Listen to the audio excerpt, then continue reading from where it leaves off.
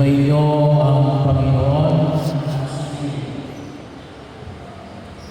Mapalad ang mga duka na pinagaharian ng Diyos.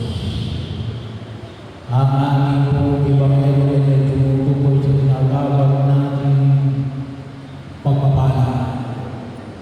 Para kay San Marcos, 8 pagpapala. Ngayon, yung ginamit natin ngayon ay yung Ebanghelyo ni San Lucas. Yung 4 na pagpapala at 4 na sarimpala. O, aba, bahagi yun ng paanyaya na ipinapayo ng Estumisyan, mahirap na intindihan. Kasi nasabihin mo naman sa mga mahirap na walang nakain. Sasabihin mo sa kanya na mapalad kayo. Kayong mga luka ay baka kutsyahin lang kayo. Bahagi yun. At kung sakaling kayo kutsyahin, hindi yun ang sinasabi ni Jesus na mapapalad. Kundi kaya ay kapag sinabi ninyo sa mayayaman, sa aba ninyo, very soft pa yung salitang aba. Yung lumang translation yan ay sarimpala. Mas medyo mabigat. Kabaligtaran talaga ng mapapalad. Sarimpala. Yung mas luma pang translation yan at yung translation ng English ay alin, woe to you who are rich. Kapag tinasay niyo yung salitang woe, sa Tagalog ay alin, ay mga sinumpa. Bahagi yun, kailan yun yung bahagi na kung tutusin mo ay may kamigang. Pero sana makita natin yung paanyaya na pinapahayag ng Jesus. Ano bang ibig sabihin dito na mapapalad ang mga duka? Kung bigyan natin yung sentence ay mapapalad ang mga duka na pinagaharian ng Diyos. Sa unang pagbasa, narinig natin yung pahayag ni Propeta Jeremias. Ano sabi ng Propeta Jeremias? Parurusahan ko ang mga tumatalikod sa amin. So, pag sinabi natin tumatalikod kay Jesus, tumatalikod sa Diyos, bahagi yun ng kanyang natin ni Ellen. Ito ay hindi sila, sabi nga sa lumang tipan, ay ito yung tumutukoy sa tinatawag natin na mga Diyos-Diyosan. No? Kasi tumalikod sa Diyos, sa Yahweh, kahit saan pumunta hindi sa ibang Diyos. Alam niyo kung minsan, kalimitan, tinutukoy na iba natin mga salita, tayong mga Katoliko natin. Yung Urimundo, yung dawan natin Diyos-Diyosan, hindi naman natin sinasambay yun, kaya hindi sila maniwala. Kasi ang kanilang basihan, akala nila, hindi pwedeng gumawa o hindi ginagawa ng Diyos tao ng anumang uri ng larawan o uti. Siguro hindi nila nababasa ang aklat ng Levitico na sinabi ng Diyos kay Moises na gumawa ka ng 2 imahin. Anong imahin ito? 2 anghel. Gawa sa kalusog. No? So bahagi yun. Saan ito nakalagay? Doon sa tinatawag naming Ark of the Covenant. Ang kaban ng tipan. Ang dala-dala ng mga Israelita. Naroon ang salita ng Diyos. Kinikilala na naroon ang Diyos. May nakaukit na 2 ang imahin mo na. Sino nagpagawa noon? Si Yahweh. So, bahagi yun, ang masama yun pagsamba.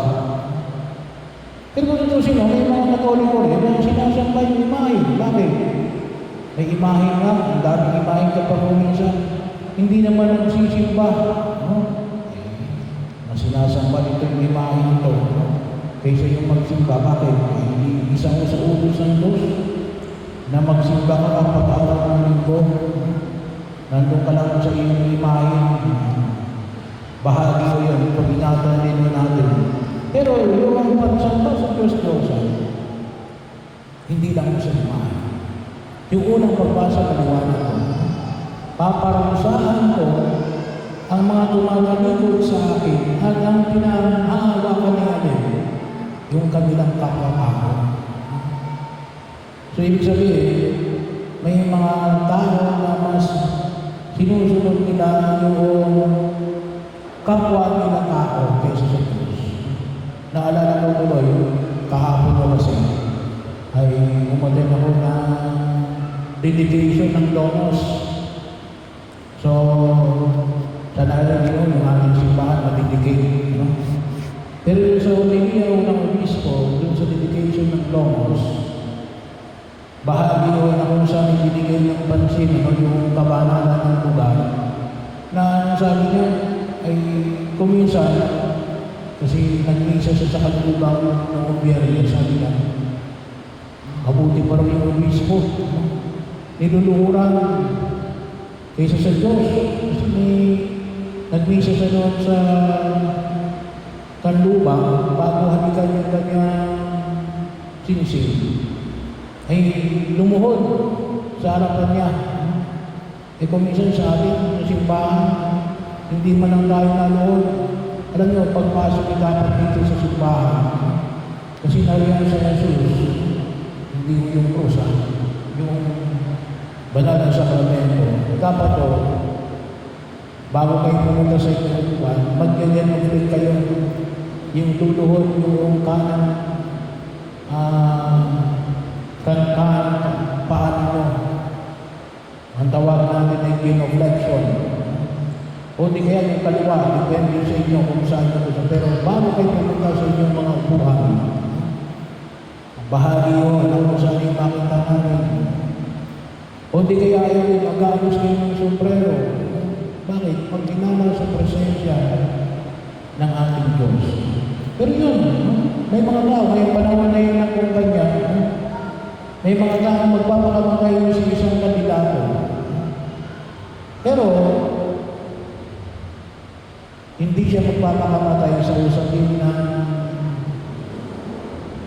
tinatawag natin laban sa diborsyo, laban sa abortion, at laban sa same-sex marriage.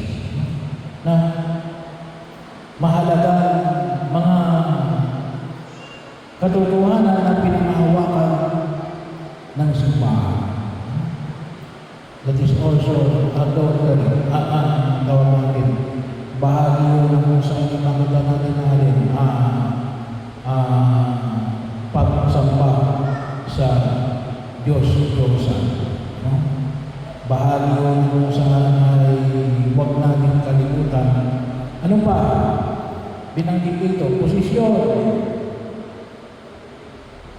kayamanan.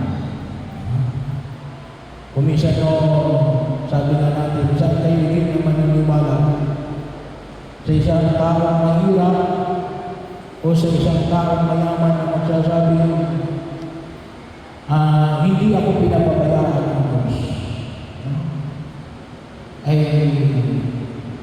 madaling sabihin niya ng taong mayaman, bakit marami siyang pera?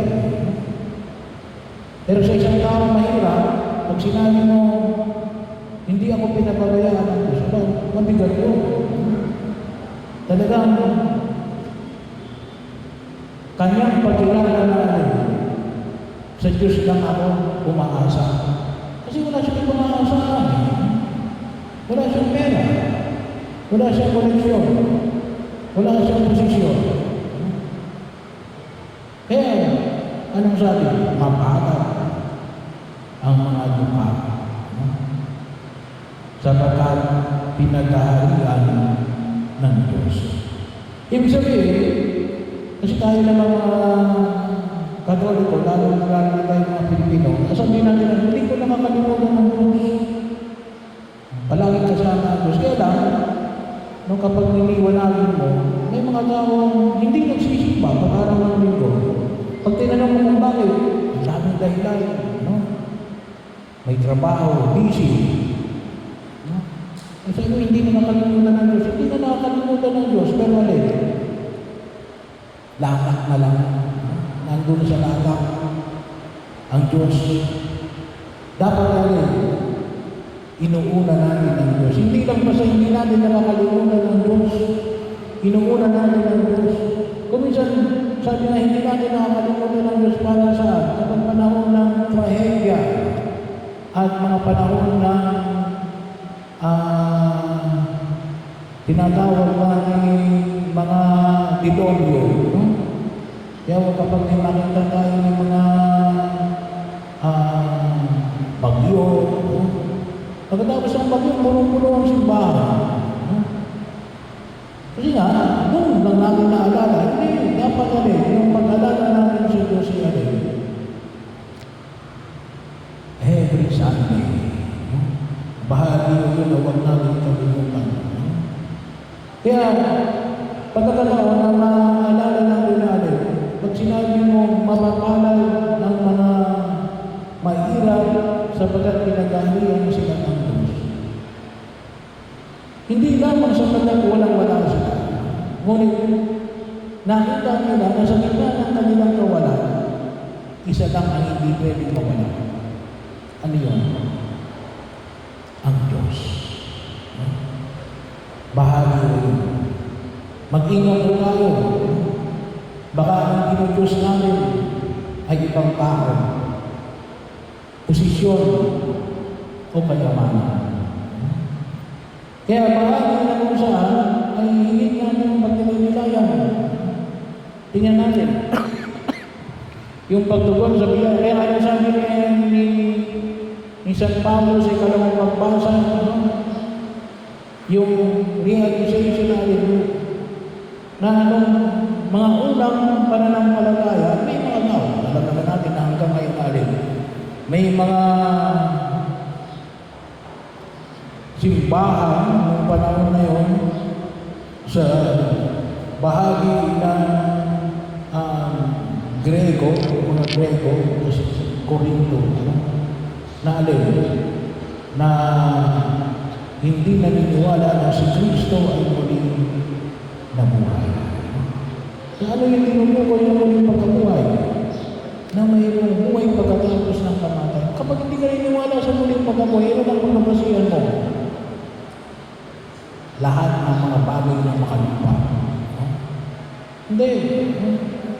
Pinakailangan na magbigyan natin, kasamagan natin, ito para doon sa buhay na wala hanggan. Kaya dapat, anumang mayroon tayo,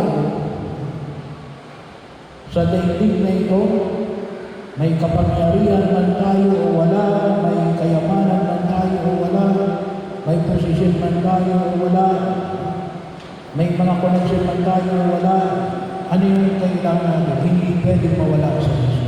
At kung sakaling mayroon man tayo, ang lahat ay dapat natin gamitin natin sa paglilingkod kay Jesus na higit na nagbibigay sa atin ng buhay at